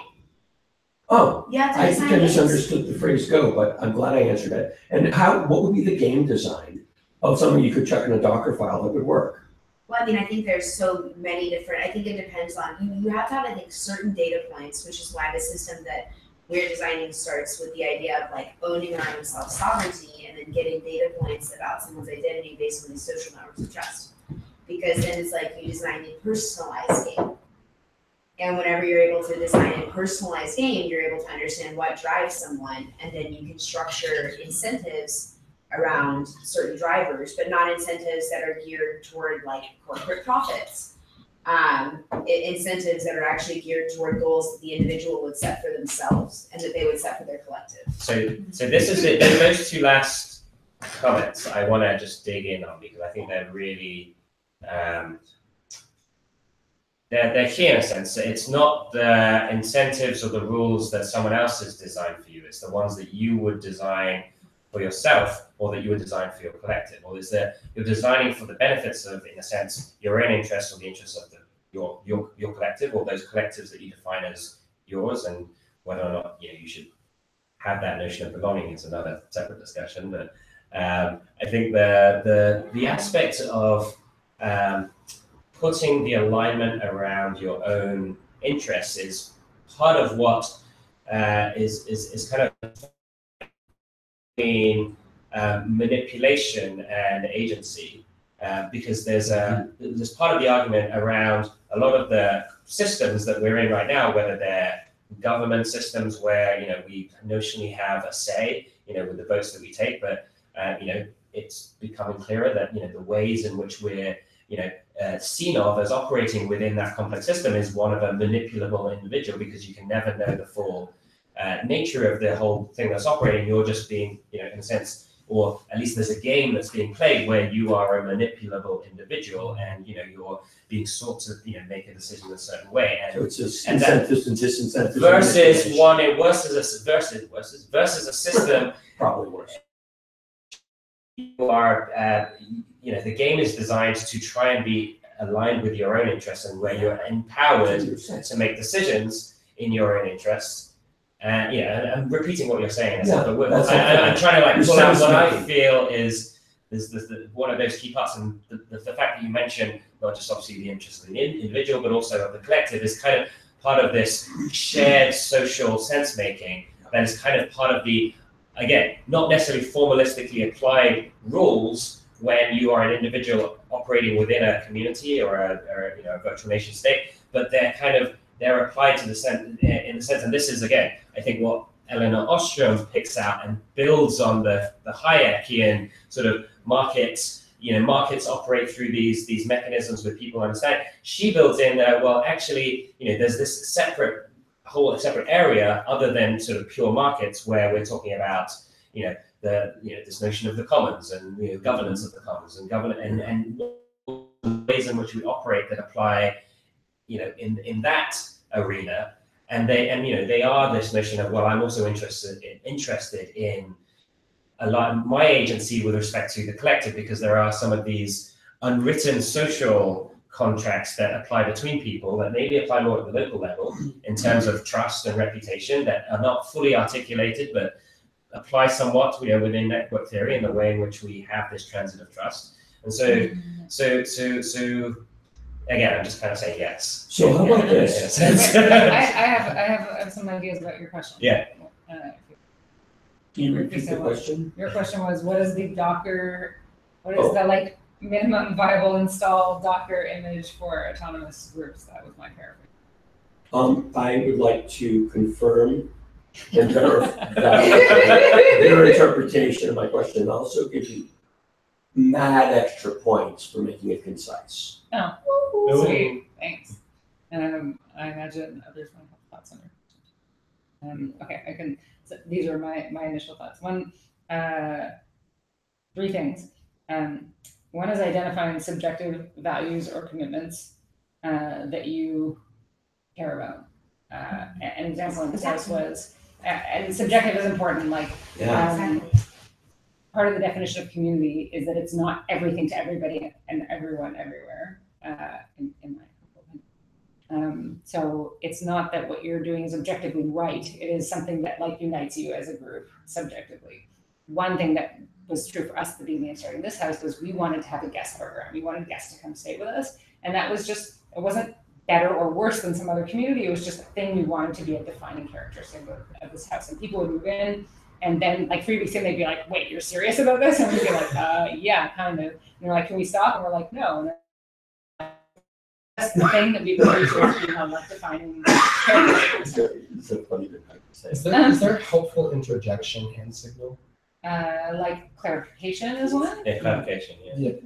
Or I would taxonomize that within personal preference model, okay. and then aggregating the preference model. So as in, it's a personal preference for people in the house? Or? Yeah, and then that's shared between those. Right, so then in that language, maybe I would say something like, if I'm understanding correctly, there should be some set of preferences that are personal preferences that are shared amongst the people that are in, and we'll get to what in means in a second. And that would be one thing, if I dug into the Docker file, I would see personal preferences file or shared values file. Yeah, it's a shared values file. Yeah, it's just shared. And I want to actually rebut the notion that it's all about personal preferences, because I think shared values cannot be reduced to just the individualistic personal preferences. That's interesting. I think there's something emergent that is separate, so my example wasn't perfect in that respect. So you were an aggregation. You're gathering the distinction. But that's one thing. There's many aggregation algorithms. Yeah, but some of them can be some of them are qualities we can only achieve by living together. Yes, that's the point I wanted to make. Yes. Yeah.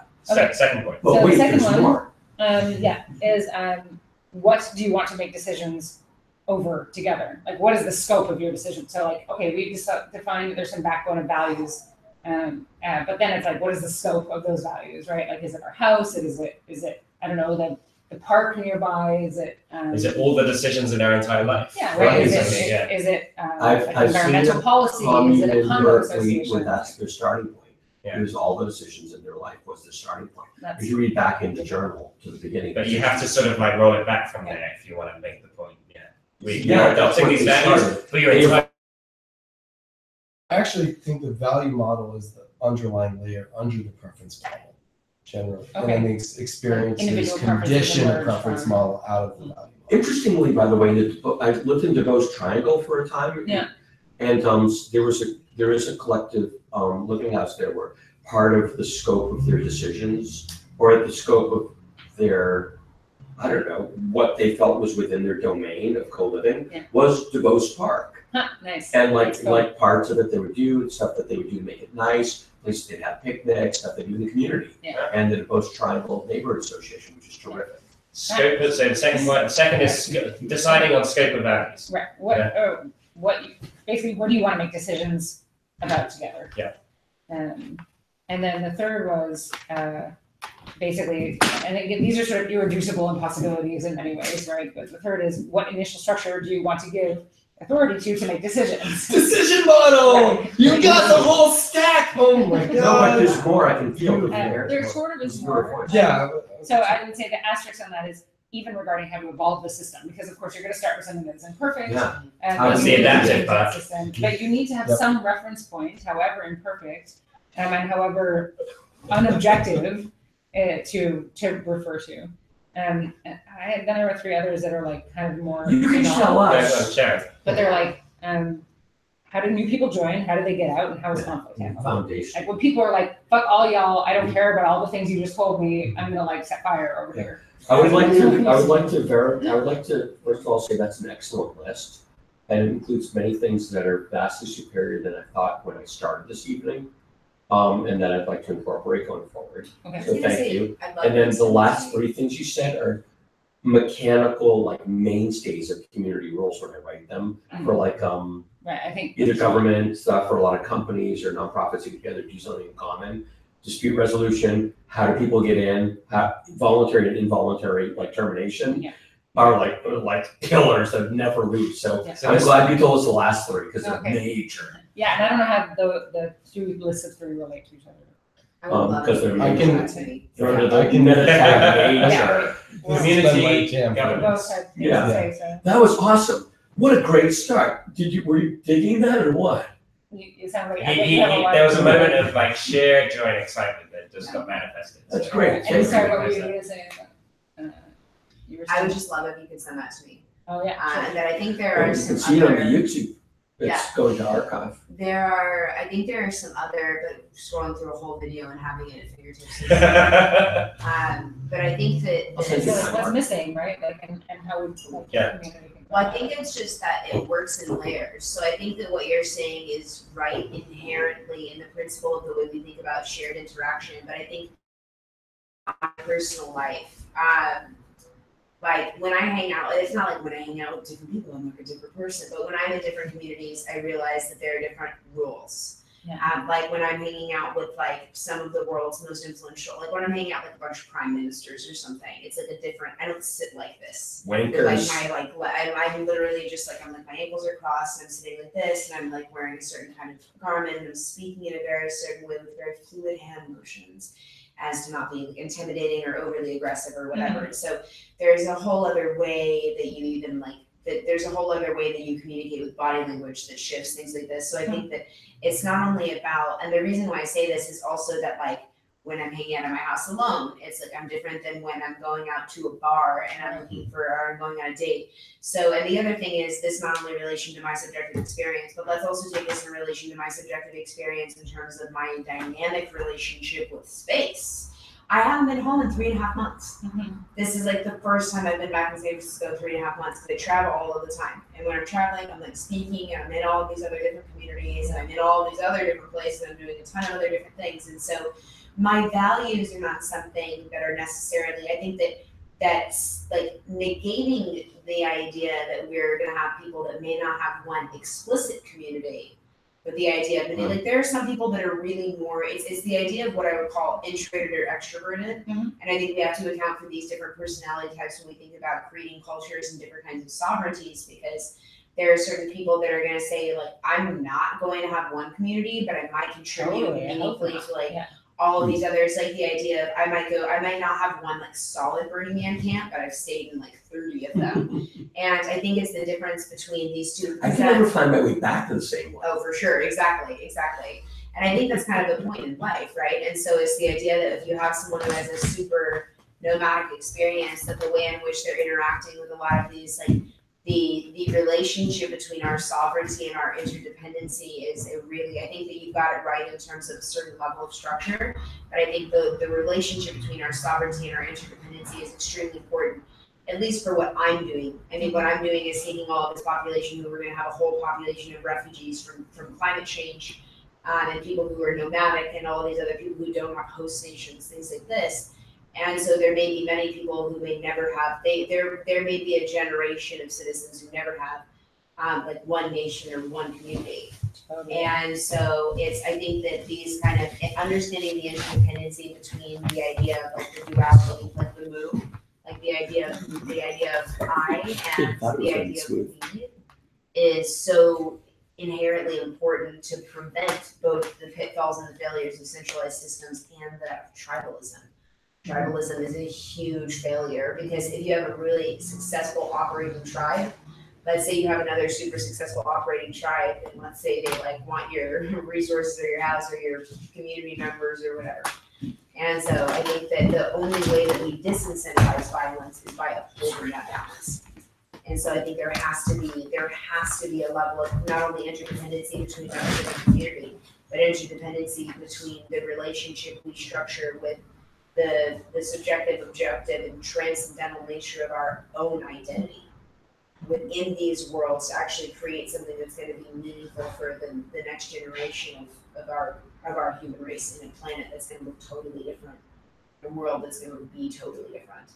Yeah, I love the maybe this is overly simple. Well, I don't know. It's like complex, but I'm relating it back to your ideas of the like complexity in complex systems. I think a really important addition that I see in that, or like one important addition I see in that to like a general model, is something like the like fractal iterative nature of all this. So it's like when you are, and like not just fractal, because it's like fractal, but also plural, like, you know, overlapping and kind of like multifarious. Is that a good word? I don't know. Where like we are participants in many communities at many levels, and whether you're in a community with like your blood family at home, or like in a city, you know, that you're traveling in, like we move in and out of these different communities, and those communities have different rules, but also the way that each of these sort of like structural elements of how we relate to a community, each of those applies differently in these different worlds. So like how do we translate between them?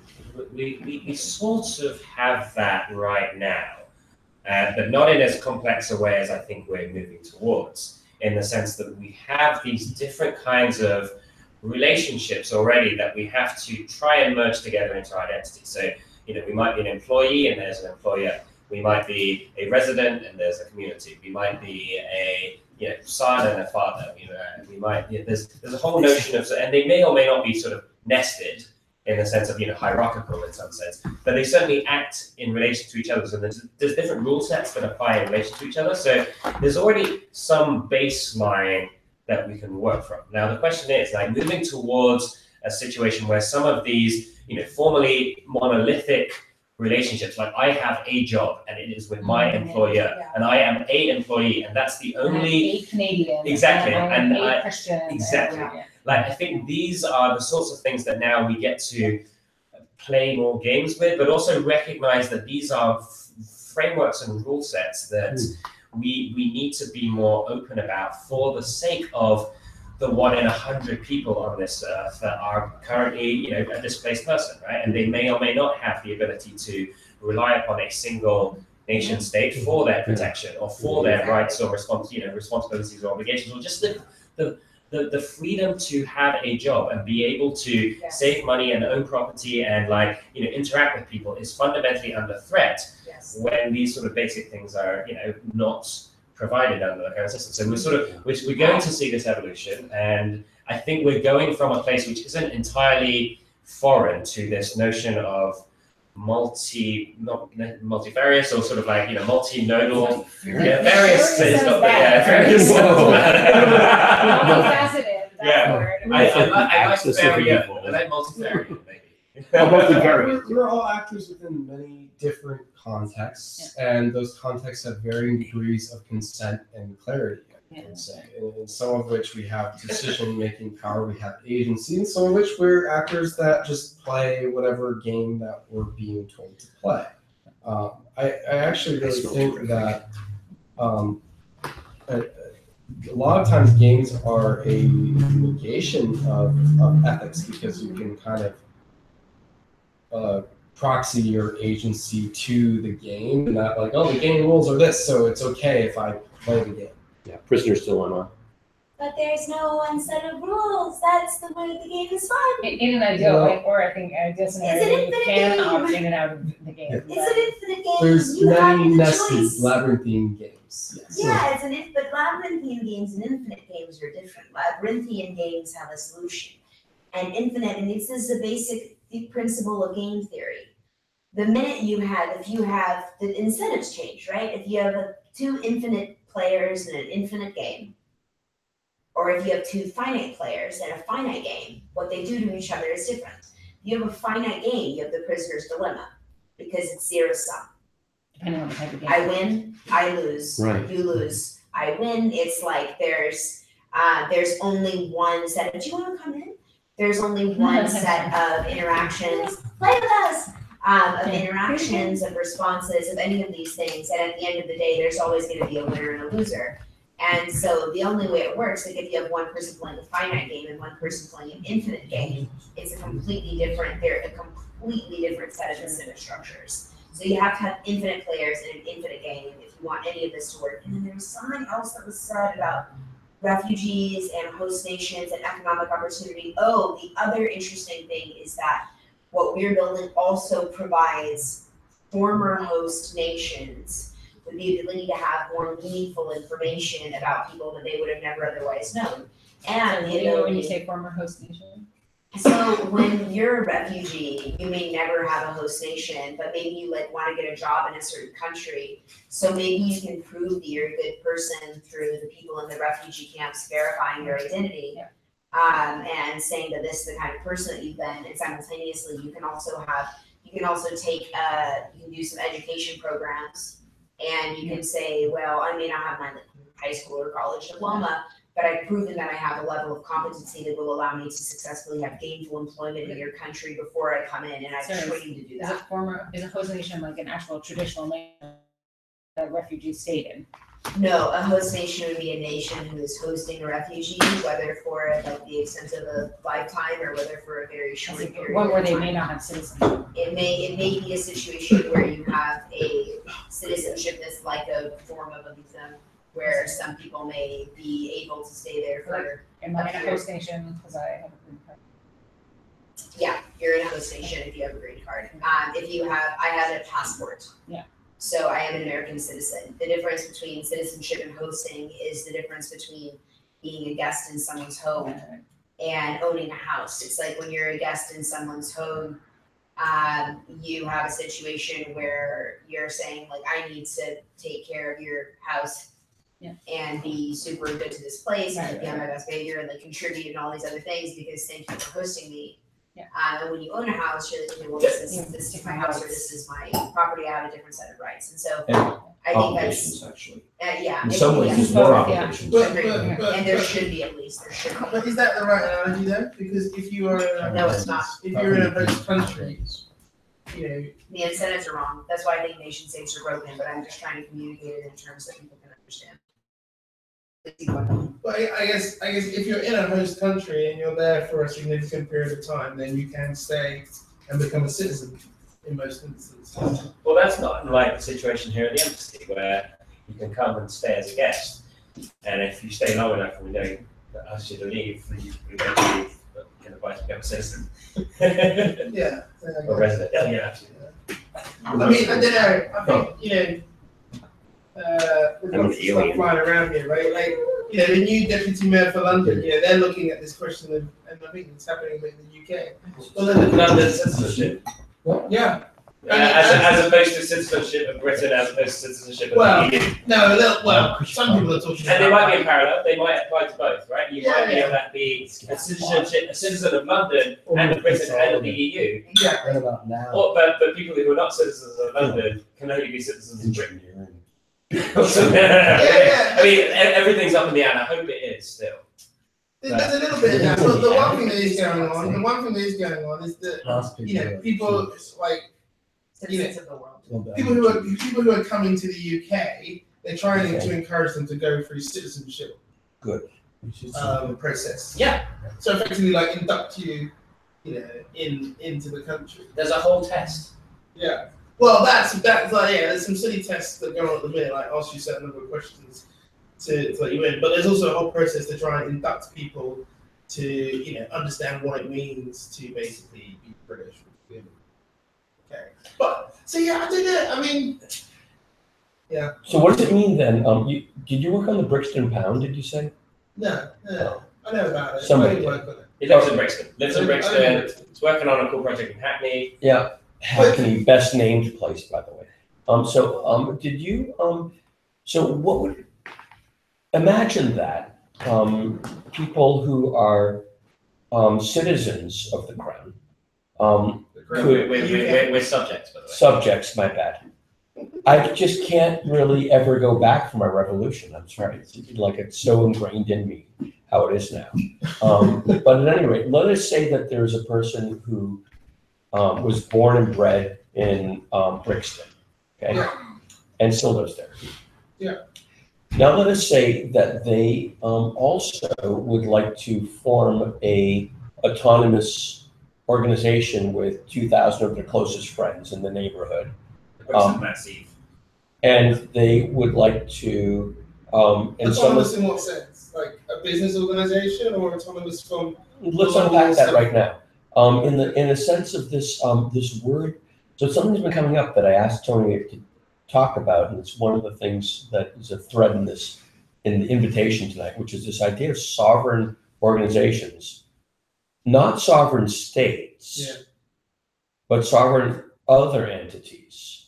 And so I'm chucking one out from your own people in a place that you would know, like Brixton, just so I have some place in time and space that I can refer to and understand and extrapolate from, and there's people in the room that can say yes or no to clear definite questions.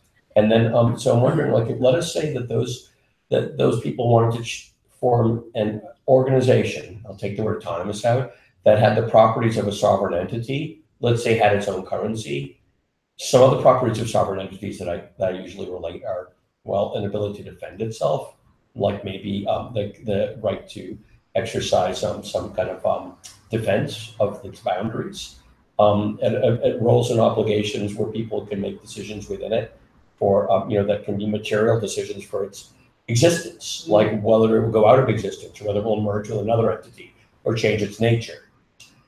These are things that ordinarily might be considered, vested within the city council or the town council or within the parliament.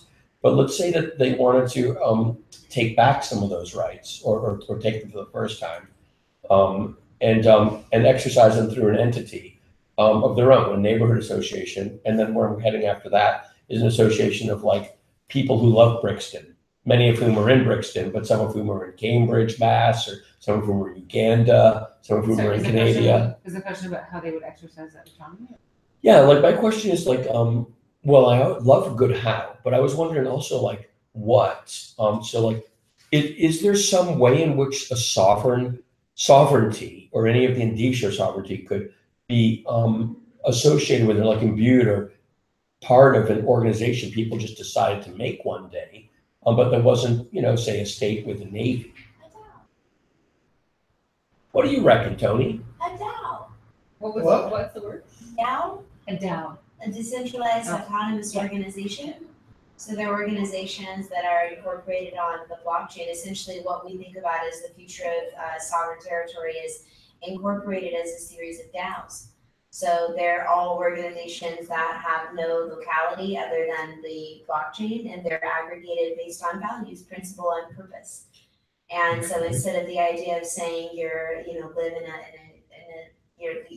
it's decentralized borderless voluntary governance. And it's the idea that you can create, anyone in the world can create their own nation. And like, what do you need? Like, you need a code of law, you need citizens, you need to be recognized by other nations. And the way we're starting to accomplish Currency, this common is, defense, we're creating, police, yes. education, a few things.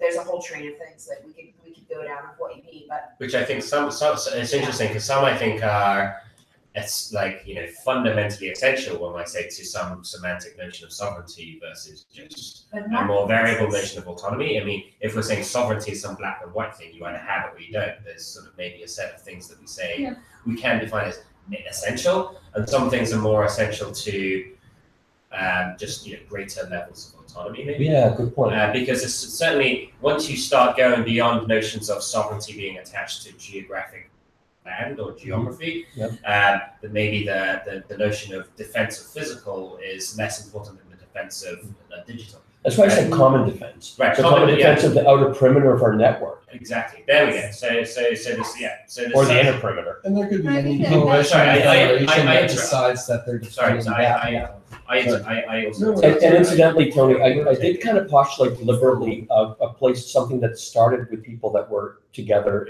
in space, like the MIT network, and then one that was distributed geographically as well. But I'd love to know what you're thinking.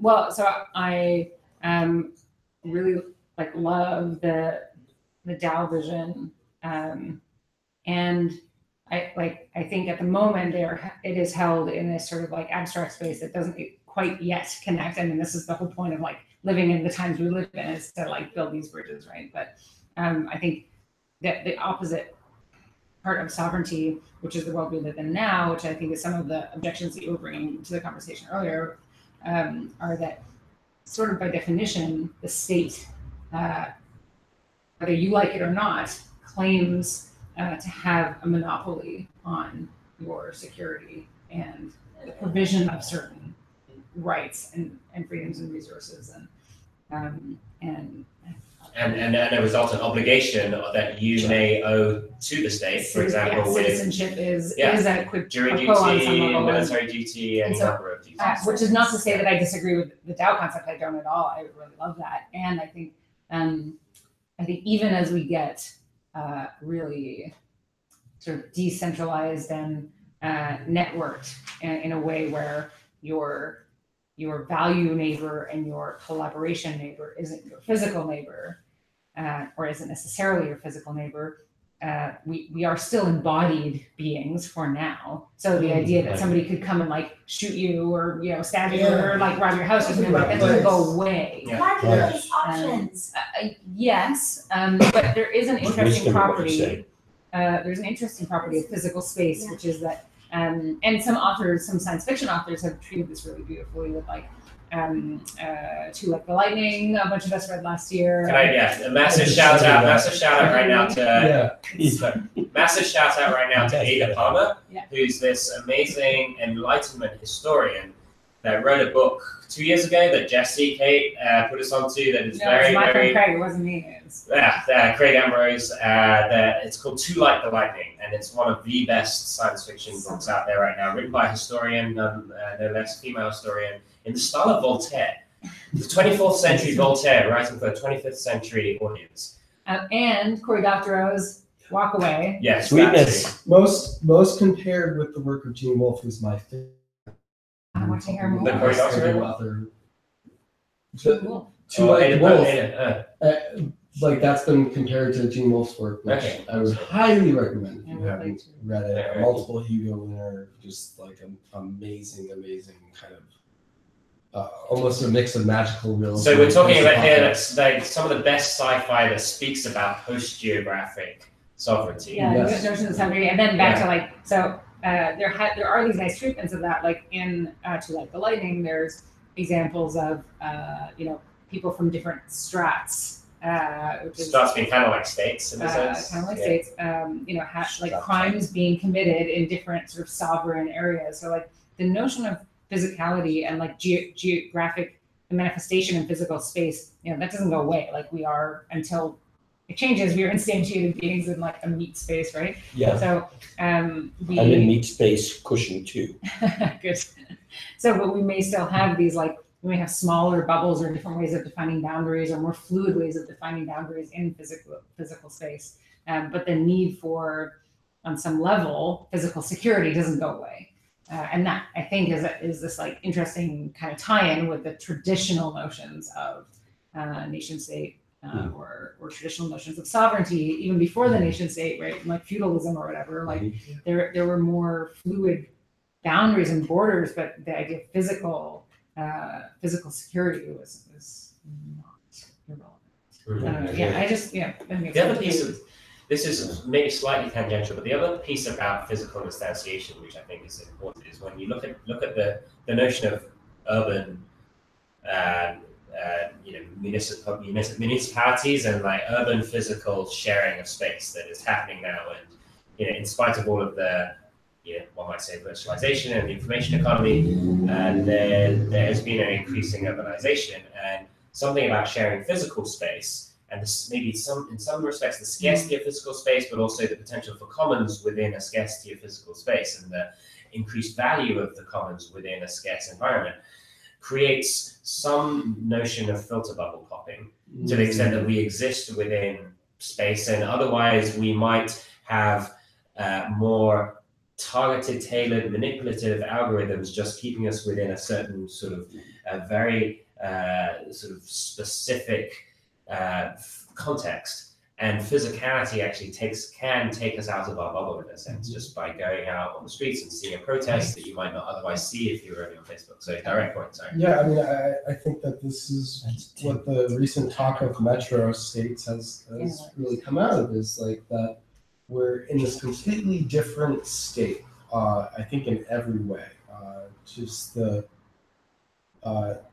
if you think of like social interactions as temperature, and then you think of what it's like to be in a city as opposed to being in the country, and the amount of people that you're interacting with on an everyday basis, and the amount of different ideas, the amount of different value systems and frameworks and preferences and perspectives and understandings and activity that are happening all at the same time, it's really, you can't escape from the fact that we're like on fire socially and in every sense in terms of the perception we're in a city, and it's a completely different state of being than it is to be somewhere else.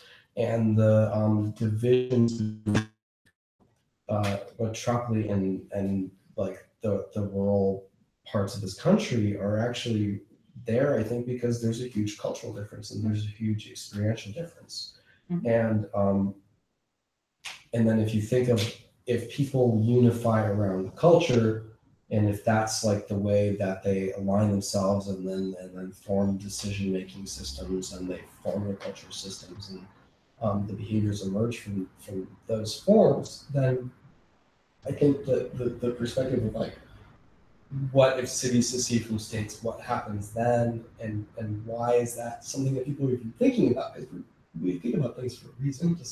And how is it meaningful too? Yeah. Like, It's not practical. Since we think of municipalities historically as like being subservient to, or like underneath a state and federal, which wasn't always the case. And that, like, so it sort of is like that's not just seceding, but it's actually like restructuring the governance hierarchy as we understand it. That's right. I'm glad you brought that home. May I? Yeah.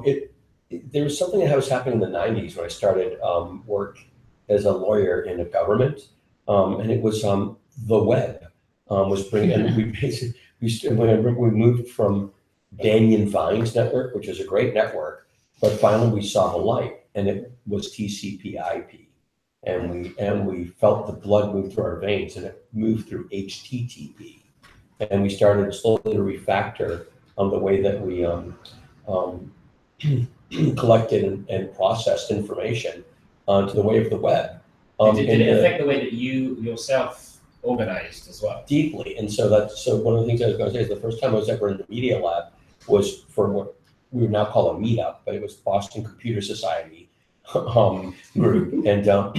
And we did a panel on virtual reality and policy with the CIO from Massachusetts and some MIT professors and technologists and lawyer people, had a good dialogue. But one of the things the CIO from Mass said, Luis Gutierrez at the time, who had been CIO or something like that in Florida before, was that the web is moving us toward a state of, or toward a status quo where state governments are more of forums that you can shop around for. So you can have your business incorporated, your operations, you can structure transactions, your life increasingly to exist within whatever state is convenient for you.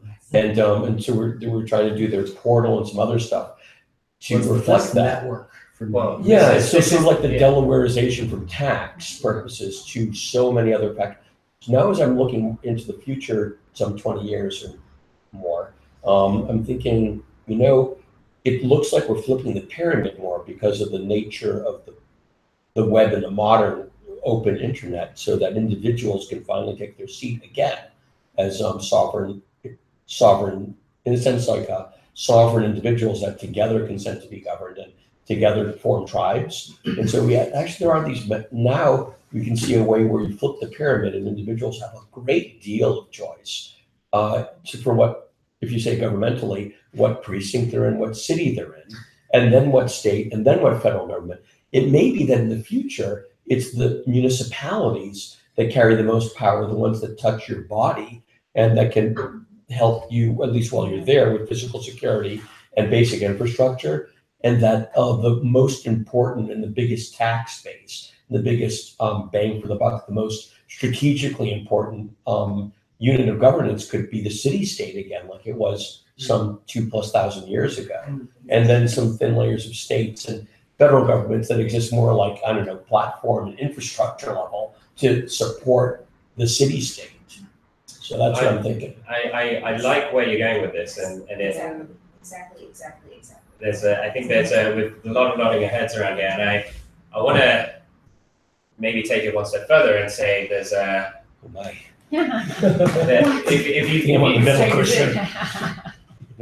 If you take that to the extremes, what we're talking about here is like when we started with, I wanted to bookmark this notion of a marketplace of regulation, a marketplace of governance that you were referencing. Applied to the city level, we're seeing that as a potential.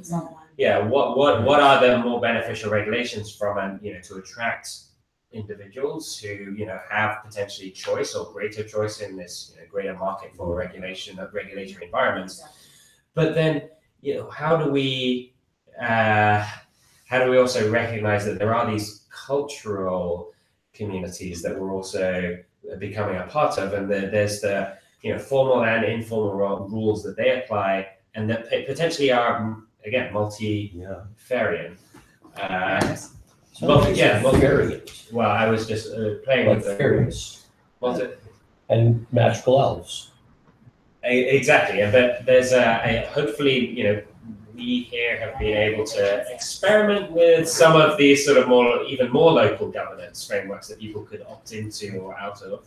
Can I have a perspective on that? Yes. And then perhaps you might want to move to the outro. The outro. So basically, the perspective is, it seems to me like what I learned tonight from Jesse and your postulation of some of the components and topical coverage that could be in a Docker file that you could spin up. That was your idea, by the way.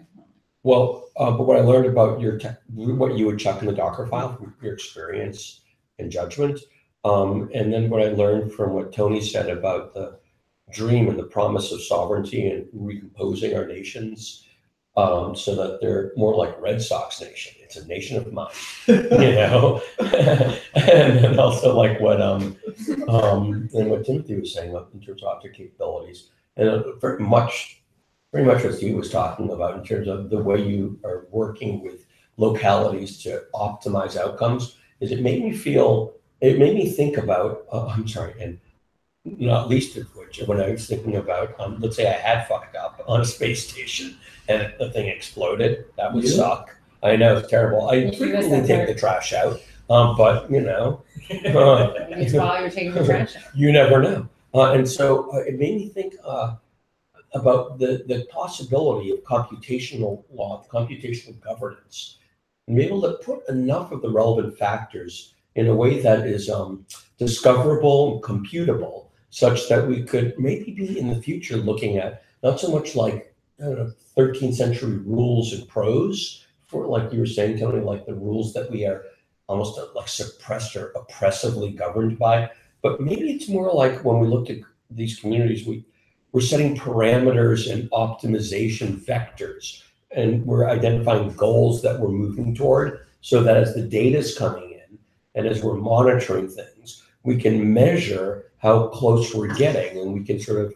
you know, navigate adaptively and accordingly based upon the judgments of what the goals are, or agreed goals for any given system, you know, space, whether it's a space system or a municipal system, so that we can get now something more like the triumph of the commons. Optimizing for happiness, optimizing for jobs or youth education outcomes, optimizing for effectiveness, efficiency, elegance. There we go. My 3 E's. 3 E's. That's it. Thank you for bringing it home. Thank you, friends. Thank you all if any of you are listening. This has been an experiment here at the Embassy Network, where we love experimenting with nurturing the commons, and with a beautiful tie-in to the MIT Legal Forum. Thank you, Dazza. Thank you. And if you're interested, there'll be more discussion around virtual nation states, governing the commons, digital governance generally, smart contracts. And a little plug for the MIT Legal Forum's open online course in January, IAP. You can sign up down below this recording, mitlegalforum.org. For the class in January, the IAP class, and then we'll be looking forward to doing a follow-on to that at Stanford Codex. So that's right. Listen out for information on that as well. And my name's Tony Lai. This has been Daz of Greenwood, and you're here at the Embassy Network with some very awesome people. Thank you very much.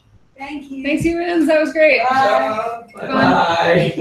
I didn't want to break that up for everybody else.